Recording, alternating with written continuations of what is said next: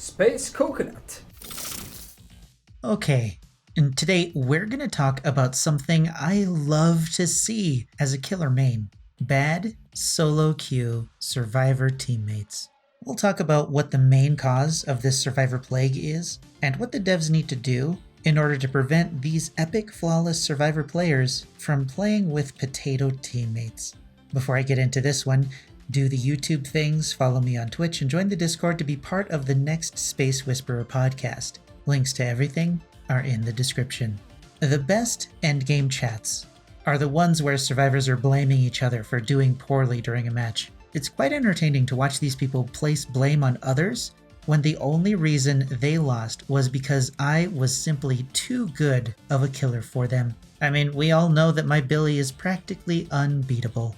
From their perspective though, the blame falls squarely on the shoulders of survivor players who are not as good as they are, and they wonder how those potatoes got into their current rank.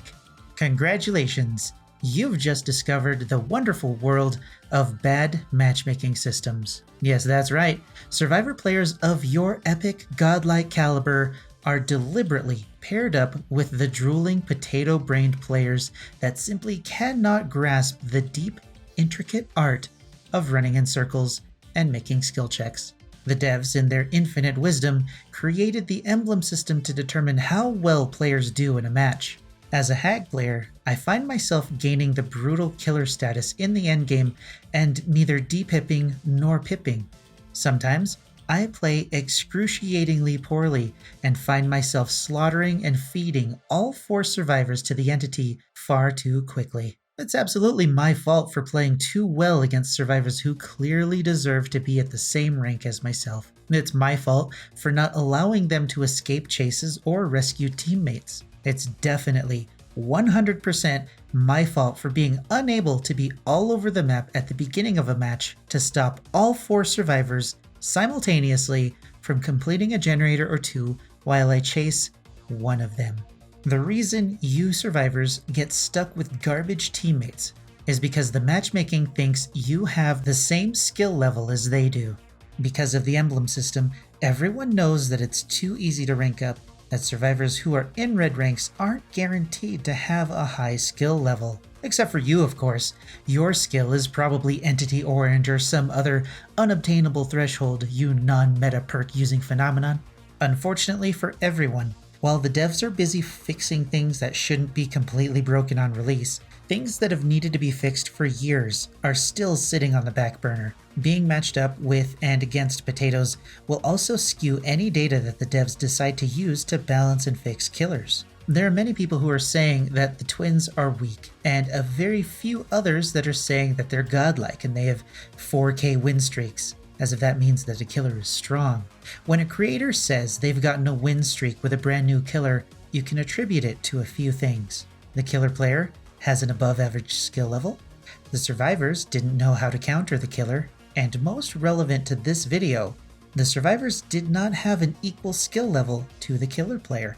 No one can honestly say that they only go against survivors that have an equal or higher skill level than they do. And if you're in solo queue, you know for a fact that every teammate you have seems to eat paint chips before logging in. This matchmaking imbalance impacts more than just your match experience. It impacts the decisions the devs make, which is probably why they don't seem to be doing anything about Decisive Strike.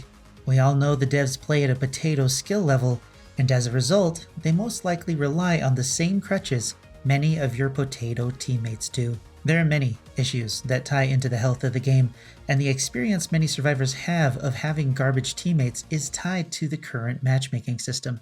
And we get to wait for the devs to get around to fixing this issue before you'll find yourself being in matches with players just as skilled as yourself. There are more things that a functioning matchmaking system will do for the game, like making it easier to gauge a killer's strength at various ranks, gauging perk strength, and even drive content creators to make accurate statements about new and old killers.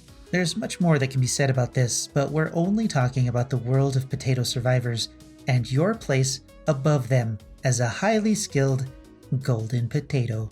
Because let's be honest, none of us are nearly as good at the game as we think we are. Just a little thing, I got the idea for this video from the forums. Check this out. Scene Killer, he says, solo queue is literally impossible lately. Why are all of my teammates absolutely terrible 95% of the time?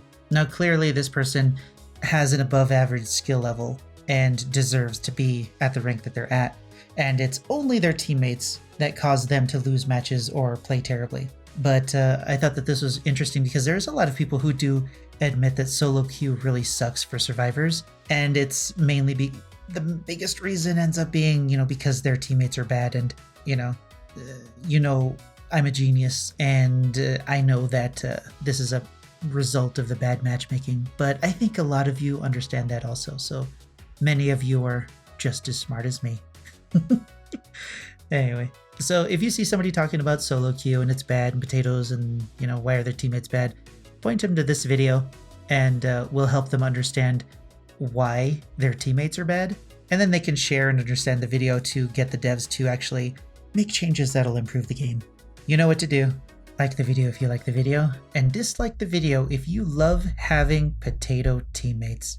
Until next time, I'll see you in the fog.